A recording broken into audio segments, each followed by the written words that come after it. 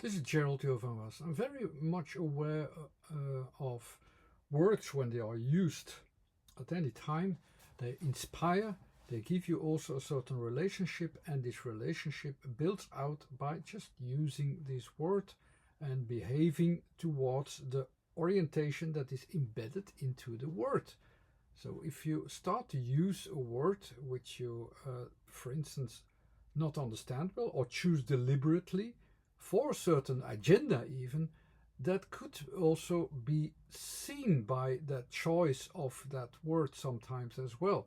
And a very good example is is how, for instance, the word Kemet is used a little bit too often on the internet, and that annoys me because it's facing a reality which is no longer facing reality. It has an agenda. This agenda has conflict in it, and this conflict can never be solved. It is the basis of its conflict because it's contradictory to a lot of things. So let's investigate if I can figure out if there's a truth behind the word, if I look at the word itself, what the word means in its, let's say, universal meaning of the sounds themselves, how they combine, how they are meaningful and are inspiring, and are also the same in all languages.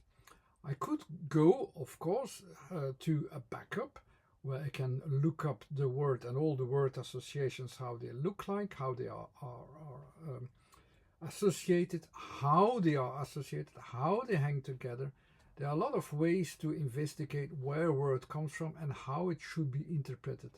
It's of course difficult when a language is no longer spoken, like with ancient Egypt. You have this word which is actually a little bit abused by certain people by simply naming it, and always naming it into a certain context. And it's especially abused by people who have nothing to do with this ancient Egypt or with Egypt, or have no relationship with them, but actually try to kidnap it for their own purpose. And that's actually very sad. But let's see if there is a truth behind it, and what is the truth behind it, behind these words themselves, but with most focus upon the words seen from this universal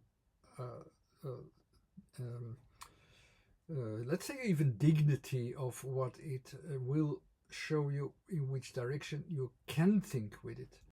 And I'm talking about this root word which is in there, which is now associated as chem, but actually is kam, not chem, kam. Kam is then this symbol, and it very much reminds me of a word that I already investigated independently before I look this one up independently in my book.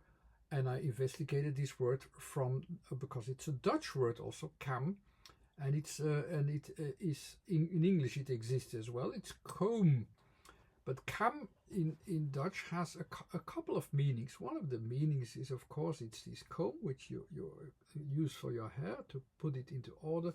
So just always, yeah, it's as if it's just at a certain surface, and it keeps it smoothly and all. It's also used for a ridge, let's say, of a mountain as well. It's a very steep edge of that mountain where you can where you have that area defined. This area is as well defined by the same pattern that this is really at this edge. The letter K, like you also have in the system, is really at the edges. It's at the edges of what you understand. It's at the edges of where you can have your borders. It's at the edges of where one look at it, or one area is at the edge, at the end of it, and so it reaches another one. So it's so you have to make an order there, or a different order there, or try to make an order there. All these associations are all correct about the same thing. The word is also used about you can use it as a verb, and it's almost like you try to figure something out. You comb it actually to give it an order. So you try to figure that out on this edge of this of this area, which is making it already a little bit more difficult. The association with that character is at certain sources they compare it to the crocodile, the crocodile's hand, let's say, where the print of the footprint where it comes on land. And when you also look it up where it is associated with, it's not just that, it's that whole area is of that edge as well. That's the area which is focused upon. So comb and kam and these things are about that edge, the edge where it becomes a bit blurry at a point, but you also have the benefits of at the edge there. So it is that soil also from the river bank, which brings a whole set of material of plants, and the cattle is working there and so on. The association there is as well that it is the same area where the black soil is. This soil is also not just fertility, bringing to whatever the Nile brings, because the basics of the whole Egyptian people is what the Nile brings. That's the source of its civilization. The Nile brings soil. This soil is fruitful. This soil, the black soil, that's true, will bring forth a lot of plants and so on. So the word kam is that area which happens to be, of course, of a black color. That's true, in contrast to the colors of the deserts and so on. So that is the contrast also of different people. So you have also even the people of the red soil, which also refers to a certain area in Africa. So they see it as the different people. Here it's the people where the black soil is. Some people at this time will use it, I will say abuse it, because we still have to investigate if it's a usage of our abuse, that it is also about black people. It is a possibility at that point when you say, okay, because it's also used for black, but is it used is that the only description of the word? Is that the real description of the word? Is that the real meaning of the word? Kam, not kem, kam is that area what brings that fertility. Fertility, is that related with skin? Because some people already begin to associate, but the crocodile, it's the black skin of the crocodile, so it's also the black skin of the people. It's a reference to where the people live, so it's the black people. So can that be true? I will leave it open at this point. But the soil again, it's also used, of course, for the black ink. Indeed, the black ink. But it's not just the black ink, it's the ink that is written in soil, just like Ibis is writing its beak into the soil, it's writing the things down. It's that area of in between, where the things are going to change, where the crocodile comes on land, where the things are prosperous.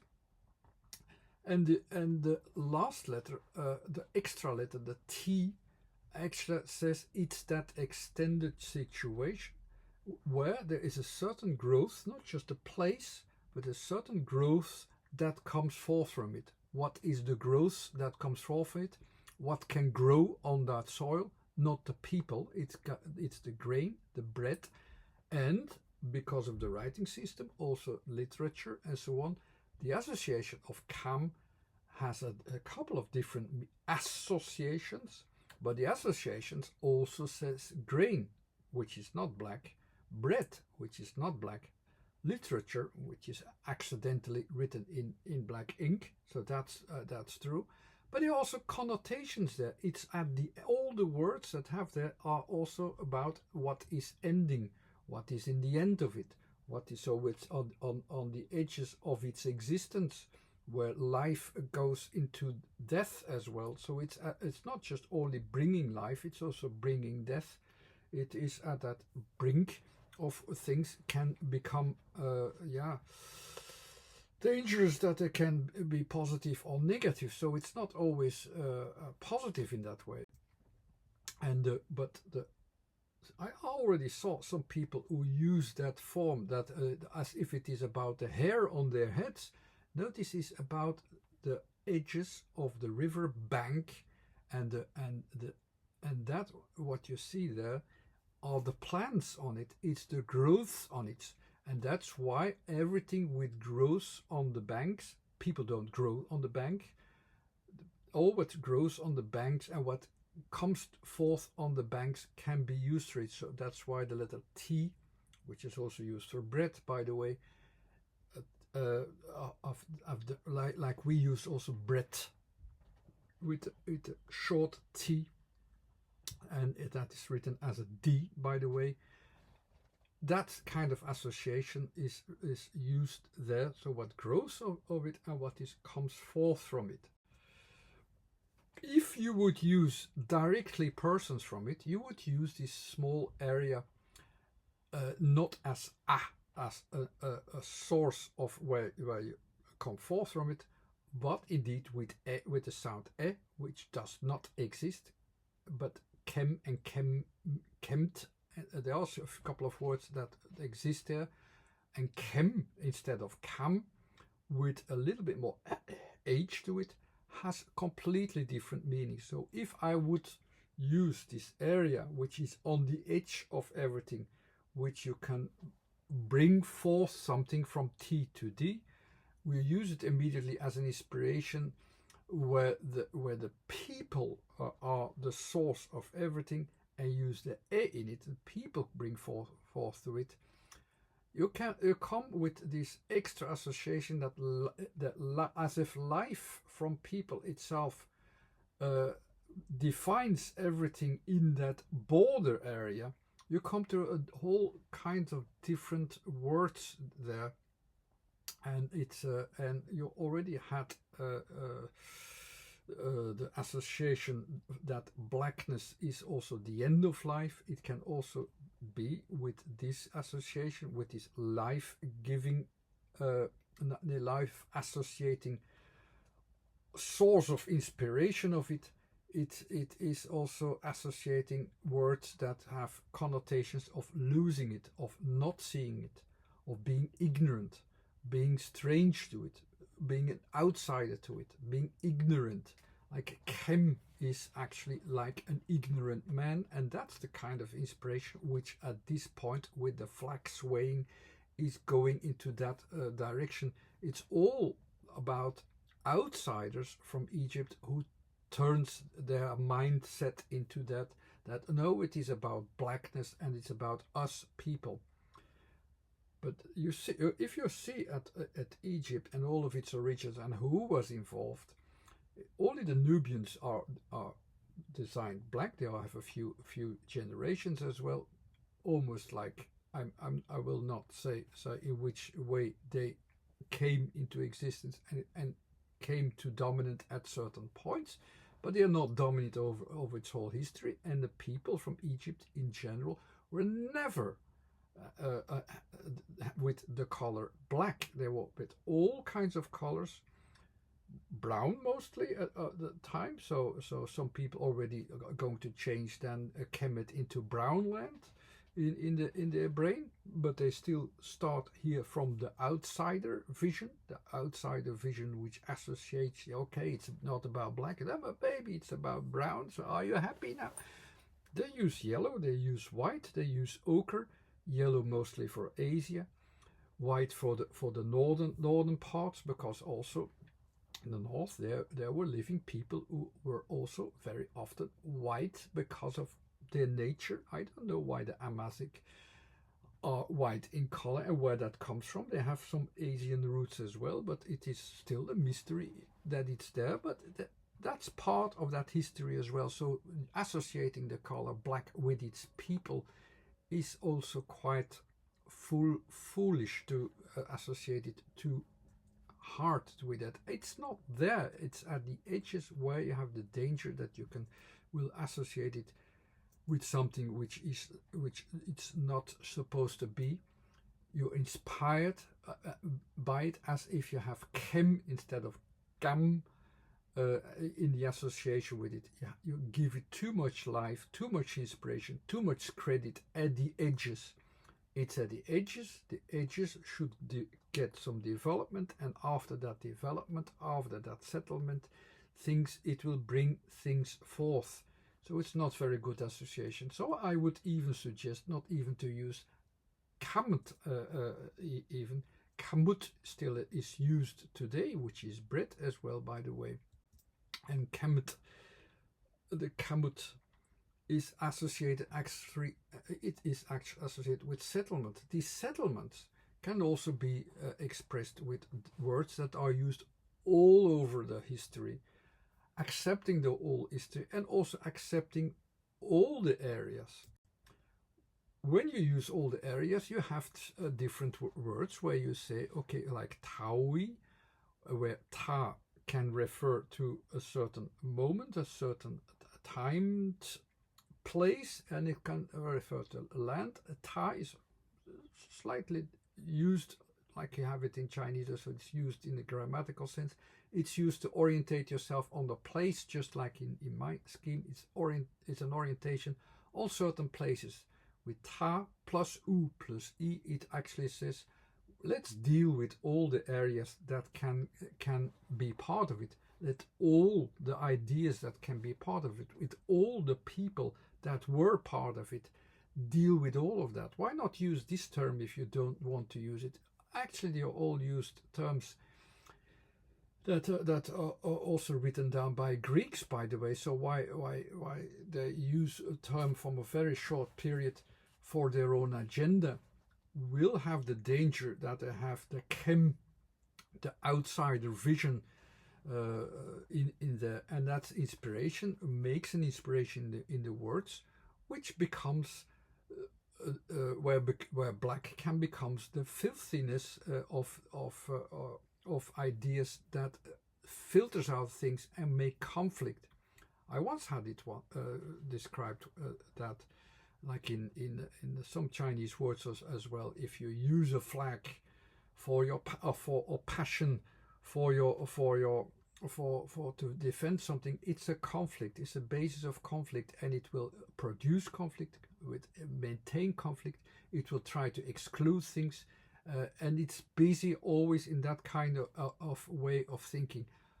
It's useless. It's an eternal conflict. It will not produce anything, and it will not include anything, and it's just a spokesman of an outsider who wants to be there. Instead of just looking for the TAUi, they're looking for which areas do belong. Where do I belong? In which area do I belong? Where can I fit in?